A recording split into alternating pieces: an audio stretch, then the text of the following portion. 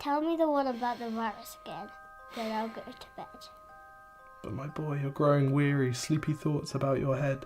Please, that one's my favourite. I promise just once more. Okay, snuggle down, my boy, though I know you know full well. The story starts before then, in a world I once would dwell.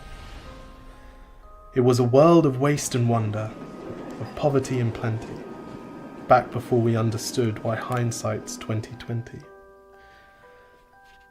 You see, the people came up with companies to trade across all lands, but they swelled and got much bigger than we ever could have planned. We'd always had our wants, but now it got so quick. You could have anything you dreamed of in a day, and with a click. We noticed families had stopped talking. That's not to say they never spoke, but the meaning must have melted, and the work-life balance broke. And the children's eyes grew squarer, and every toddler had a phone.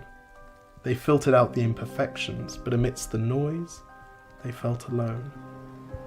And every day the skies grew thicker, till you couldn't see the stars. So we flew in planes to find them, while down below, we filled our cars. We'd drive around all day in circles. We'd forgotten how to run. We swapped the grass for tarmac, shrunk the parks till there were none.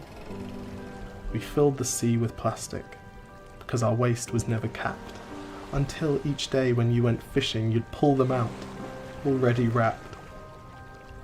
And while we drank and smoked and gambled, our leaders taught us why.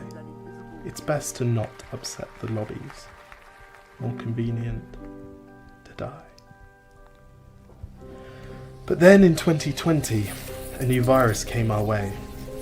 The governments reacted and told us all to hide away. But while we all were hidden, amidst the fear and all the while, the people dusted off their instincts. They remembered how to smile. They started clapping to say thank you and calling up their mums. And while the car keys gathered dust, they would look forward to their runs.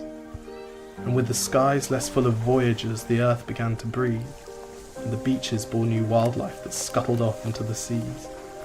Some people started dancing, some were singing, some were baking.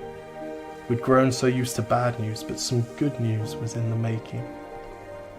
And so when we found the cure, and were allowed to go outside, we all preferred the world we found to the one we'd left behind. Old habits became extinct, and they made way for the new, and every simple act of kindness was now given its due. But why did it take a virus to bring the people back together? Well, sometimes you've got to get sick, my boy, before you start feeling better.